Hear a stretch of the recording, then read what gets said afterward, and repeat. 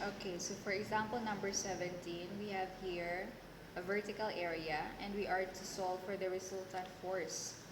Okay, so this same formula class, force is equal to specific weight hcg times area, but then, okay, your shape here, as you can see, the shape of the structure is not the regular shape. Okay, not the regular shape, but rather a combination of a rectangle and a right triangle. So therefore, it will be different technique on how to solve for the HCG as well as the area. Okay, now, since the fluid is still water, so therefore, um, what value should we use? Is it the 62.4 or the 9.79? So since the unit is in British, so it will still be 62.4 pound per cubic foot. Okay? Now, how about for area? For the HCG rather. I'm sorry. Why is this?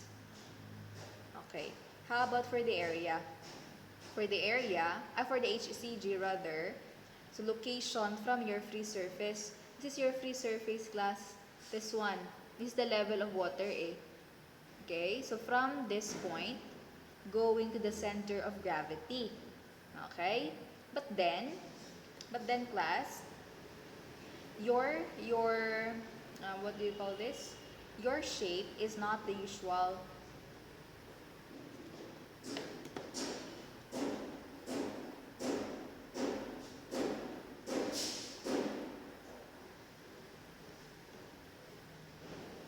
So how are we going to solve for the center of gravity of this figure? So let us first analyze. The center of gravity of a rectangle is right here, right? This one.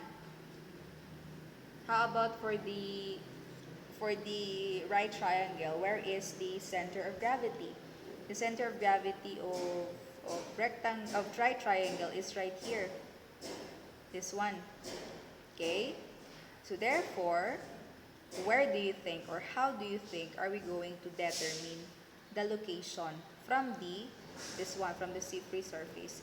So all you have to do is add their center of gravities. Okay?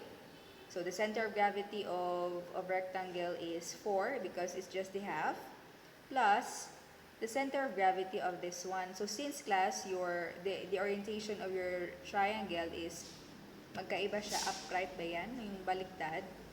So this one here is one-thirds of your height. In this case, 6. So one-thirds of your 6, that is how much? 2. So that means we have to add 2 feet in here. This is one-third of 6. There. 2. So therefore, this is 6 feet. So which means that you have to measure 6 feet.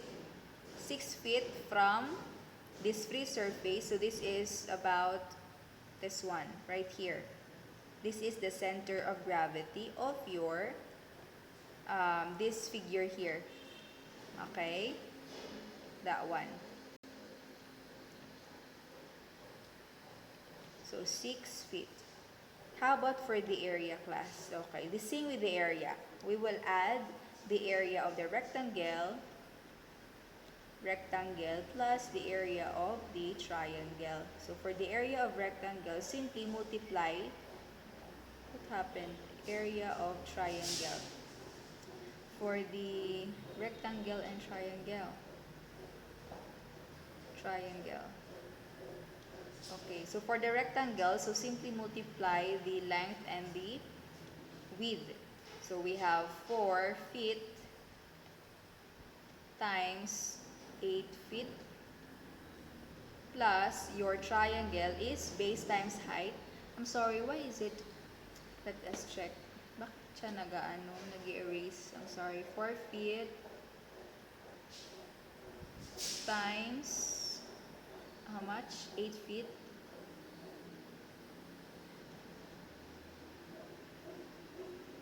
plus the The triangle is base times height. So the base here is 4.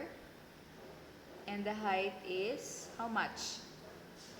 A class, how much is the height in this case? Okay, so take note that the height is 6. This one. 4 feet times 6 feet over 2. Base times height over 2. I'm sorry, why is it? Ba't yan nawawala? Over 2. Nawawala siya. Bakit?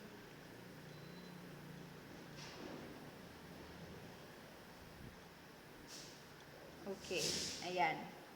So, how much is this? So, 4 times 8, that is 32, plus base times height, that's 24 over 2, that's 12. So, we have 44. Is it correct? We have 44 here.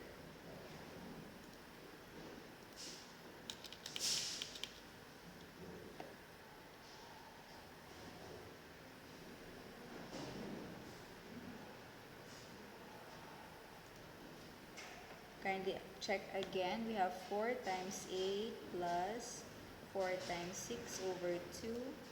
Okay, 44. So our area is 44 square foot.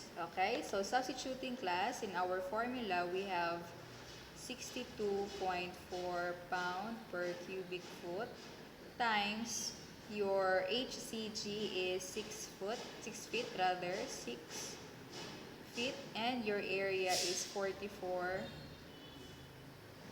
square foot. So this will be cancelled, and we will have 62.4 times 6 times 44. We have 16,473.6, and the unit is pounds. Okay, the unit is pounds. So that will be the solution for example 17.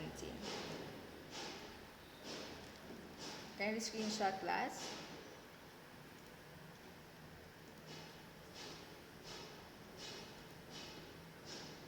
How about for example 18?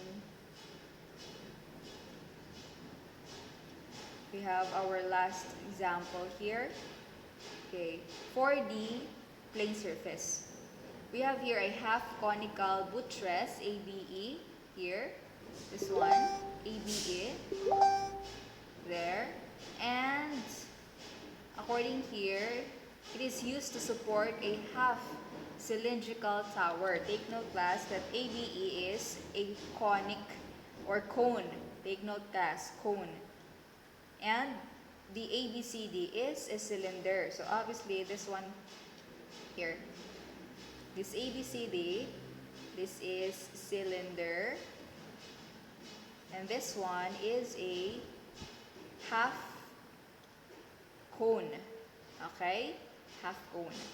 So obviously the cross-sectional area of the half cone is that of a triangle. Okay, and that of a cylinder, the area is rectangular. Okay, now the question here is calculate the horizontal and vertical components. Okay. Okay, so this is not already part, class, of plane surface. I'm sorry. This is not part already.